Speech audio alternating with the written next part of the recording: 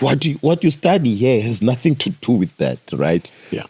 Fundo Descartes, Machiavelli, Hobbes, Aristotle. And you're like, yeah, man, Tipos was a law. How do they connect here, And it's completely not there. So this is what Rhodes Must Fall was all about. How do you decolonize not only the university but society? Because what we realized in Rhodes Must Fall was that the so-called transition into democracy in South Africa did not do what Fanon, as we spoke about Fanon first, put the first last and put the last first. Yeah. It continued with the same structural conditions of apartheid and colonialism. And in a Zizekian way, the Rhodes Must Fall was demanding the impossible. The statue was a mere symbolic gesture to this symbolic violence that we're talking about. Yes. Because if you talk about Rhodes, Cecil John Rhodes, you hit almost all of the structural violences we face in South Africa. He's one of the face of colonialism. If you talk about, and also remember 2015 is a few years after the Marikana massacre. Yeah. We talk about the mining sector in South Africa, I cannot not talk about Cecil John Rhodes. Talk about migrant labor system, you cannot not talk about Cecil John Rhodes. So it became a symbolic center, right? Yeah. Land dispossession. Yeah. You cannot not mention him. It was a symbolic center of what the movement generally was about. And interestingly, there's been people who say that, and I disagree with this critique, who argue that the protests in universities do not start with the Rhodes Must Fall movement. And I agree, it's true. Other universities, the so-called historically black universities, have been protesting. In South Africa, in South African higher institutions, student protest in the beginning of the year has become a sort of a tradition. Yeah. But what this analysis misses is that what those protests were about is fundamentally different from what Rhodes Must Fall was about. Okay, take us through that. Rhodes Must Fall was not about access to education necessarily, right? Yes, access to education is important. It was part of the demands. But it was talking not only to universities, but to the structural problem of South Africa. It was calling into question the idea of South Africa itself. If you look at the founding statement of Rhodes Must Fall, we critique the South African Constitution itself. Yeah. It was a demand of the impossible. University was just a space in which we found ourselves in, and we can mobilize ourselves around the university space because we are students and we are in the university space. But the university was not the center of our attention.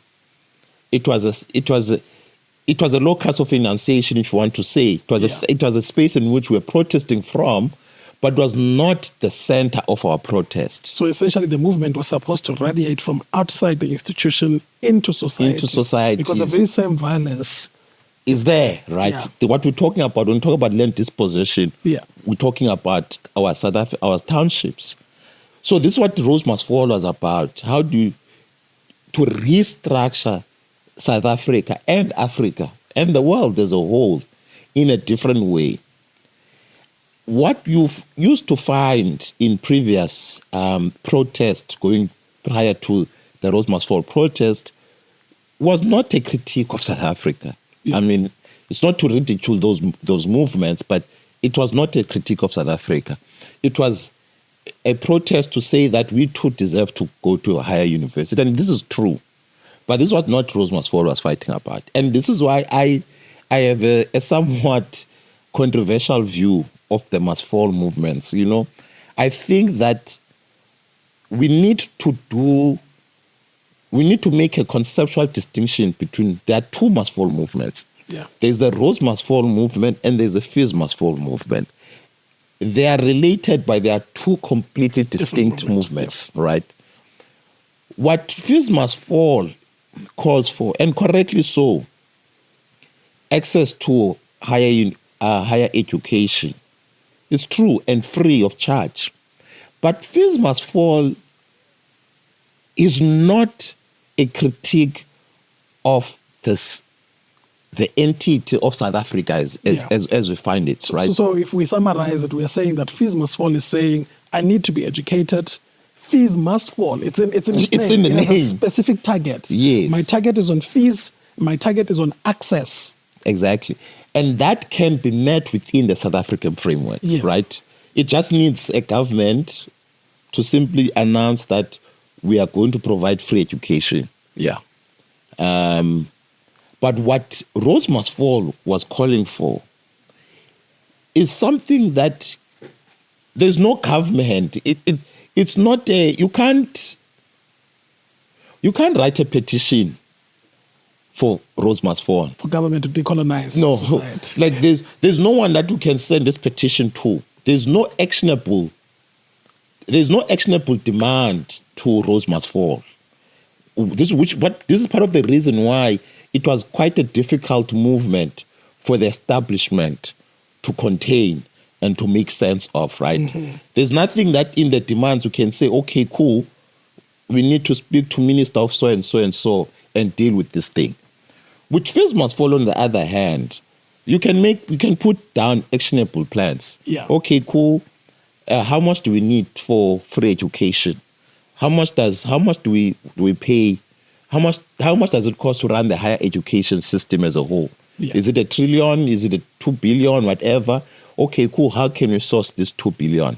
What can we do to make this money available and put it in? It just needs political will.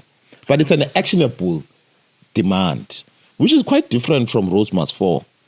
Rhodes must fall is a very it's a demand of the impossible, within a society. Does this then not disadvantage such a movement because the movement says Rhodes must fall? Others then analyze it to mean the statue of Rhodes must fall. And then when the statue is removed, then the question becomes, comrades, what's next? What's next? Because then after the statue is removed, things go dead silent. Ew. It then makes others to think the objective of this movement has been achieved and the movement has reached its final stage. Yeah. I mean, yeah, it does come to a problem in that sense. But the idea of the movement was, it's an ongoing struggle. Mm-hmm.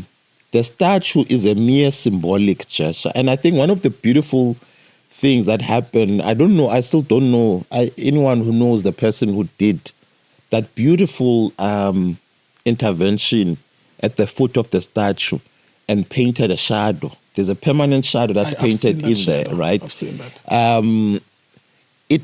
I think that intervention was beautiful because it reminds us that while the statue itself may be gone, but the shadow of Rhodes lives on, right? And this was quite understood within the movement, that we are not just fighting. The statue is only a symbolic gesture to what we are talking about, how to decolonize. And I think, for example, Andile Mngxitama used to have this debate around whether can you have a decolonized university in a colonial society. And I think that debate is a healthy debate to have. And I think it was something that those of us who within Rhodes must fall knew quite well. But the point was that whether you decolonize society first or decolonize university first, currently we find ourselves in a university space. We find ourselves thinking alike, and we are here. We are not going to wait until we find ourselves in a different space for us to be able to start to make it an actionable thing. We can start it here. Yes, it does then have this disadvantage of people looking at the statue only. Yeah. But I think, one of the things that I think the Fees Must Fall, one of the reasons why Fees Must Fall collapsed, if I look, for example, from the UCT experience. Do you think the movement collapsed? Yeah, I think it collapsed. And I think it collapsed for obvious reasons, right? Because unlike Rhodes Must Fall also, Fees Must Fall was ugalele buying. It's like an ANC. When the ANC was ugalele buying, who's for zonke. Anyone can come and be part. Whether you're a communist, whether you're I was about to ask that capitalist. Because a lot of other movements mushroomed either under Fees Must Fall, or they came from wherever they came from and they said, we are part of Fees Must Fall. Yeah. It then brought about the conversation about intersectionality, where people then said, no, Fees Must Fall is an intersectional space. It's an intersectional movement. We are all affected by fees, but not only fees. We have these other issues. This could be issues of gender, of sex, of religion, of this and that, and all of them were brought into one basket. Yeah. Part of the why I find it quite interesting when people talk about intersectionality and look at it from the perspective of Fees Must Fall. One of my observations, and using UCT specifically, I could see that this Fees Must Fall movement is going to hit a dead end quite quickly. And my reasons for this is that there's a lot of people, when we're in Bremner, occupying Bremner, in Rhodes Must Fall. That's the admin building. The admin building of the university executive. Yeah. And then we called it Azania House. A lot of comrades left.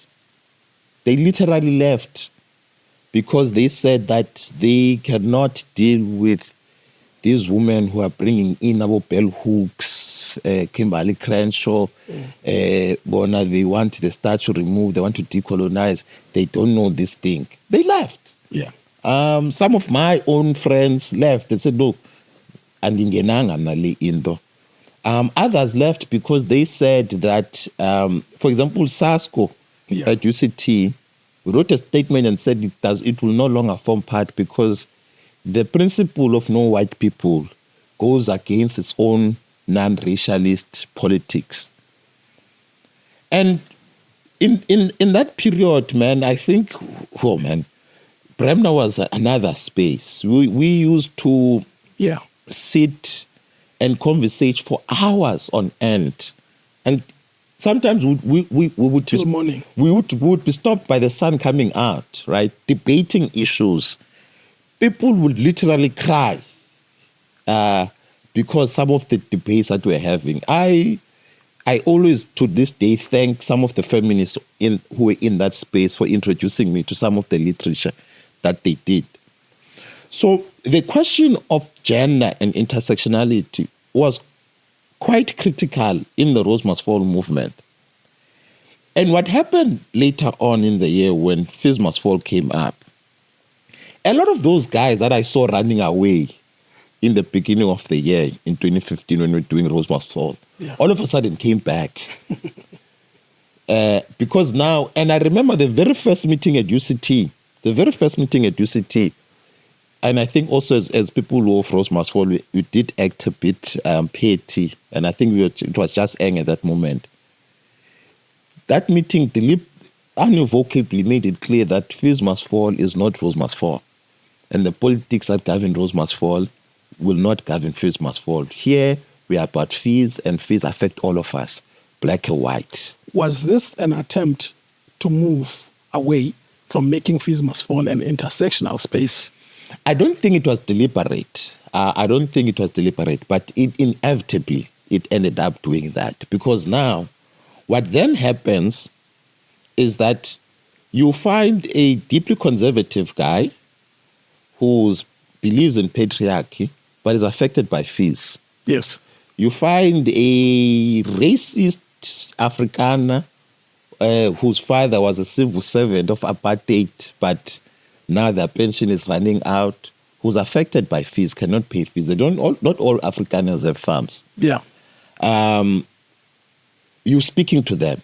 It affects everyone. These people, without sorting out the politics of that movement, what governs us, you're going to have everyone, and everyone is going to think their views are welcome, because what unites all of us here is the fact that we want fees to fall. Yeah. And unfortunately, fees affect everyone, whether they are reactionary or progressive, whether they are queer or cishet. You're a member of DASO, Student Society, the DA Student Society. You're a member of EFF, Student Society, marching together for one common objective. Yes, fees. Which is fees. But beyond that, the two do not mix. There's nothing that unites them beyond that. It was inevitable that such a movement was going to find itself in a clash. Why was it important for those kind of definitions, intersectionality and all of that to come? Because someone is probably saying, no, it's fees must fall. We just unite and fees must fall. The problem is that when we have such movements where the youth of South Africa itself has as a cry and is saying we have an issue of fees, there then becomes these student political parties that come in and then they take over, they politicize the movement, they now make it about PASMA, about SASCO, about YCL, about DASO, and all these other movements. And because of that, there's now a power struggle among them. And this power struggle is who's going to be speaking, who's going to be singing the most, who then is in the forefront, because now it's appearing as if this movement is led by SASCO, but it's not a SASCO movement. So why do you think it was necessary for all of those discussions to take place, that this is what the space is about? It's necessary because, I.B. Tabata, in his famous letter to the Youth League, but it's addressed to Mandela, says that it's not enough to organize our people, right? Organizing is easy, but we must foreground what we're organizing our people for, right? And this is what I think was lacking, or it wasn't lacking because it was there, right? What we're organizing our people in fees must fall was fees. But fees is a catch-all phrase. Everyone is affected by it, right? You'd need, for a united movement, for that movement to be united, it needs a much more thorough argument on what it stands for beyond the falling of the fees. Yeah. So that it does not become like, how, if you follow the movement now, it's as if the issue of intersectionality was just imposed halfway through. We are all fighting for fees, we are all fine. And then these women just randomly come and then now they talk about intersectionality. We didn't come here for that, Tin. This is what happens when a movement is not a thorough-based conception of what it stands for. Yeah. Had you discussed these things earlier on, from the beginning, that we are fighting for fees, but we're not only fighting for fees, we're fighting also against racism, we're fighting against decolonization, and we're fighting against patriarchy. And from the beginning, it is understood that this is what we stand for. Anyone else who does not believe in these things can self-kick out themselves. They decide not to come in or come out. But what happened with fees must fall is that it was a catch-all. We said fees must fall. And then all of a sudden, later on, we're like, no, but now we have patriarchs here. Oh, but now we have racists here. And I saw at UCT, it was quite clear from a long time ago, some of the characters that ran away in Rhodes must fall because of these very politics, all of a sudden mushroomed in fees must fall. They found a voice. And you could not kick them out because they are affected by fees. You could kick them out in Rhodes must fall. In fact, in that meeting I was telling you about, in a very petty way, Rhodes must fall people said, okay, if this is not Rhodes must fall, get out of our space. We're using a Rhodes must fall hall. Yeah. And fees must fall meetings used to happen outside in the grass. I mean, it was a petty response, but it was a showing of this ideological disjuncture. Yeah. And it was easy then for government now to respond to Fees Must Fall. It's, you know, there are actionable demands that you can deal with, which So with if Rhodes it Must remained Fall, intertwined, it would have been very difficult. it was very difficult. Yeah. Because, I mean, how do you respond to decolonized society? What do? You're a president. You are a president, Yeah. and people are saying decolonize South Africa. Let's move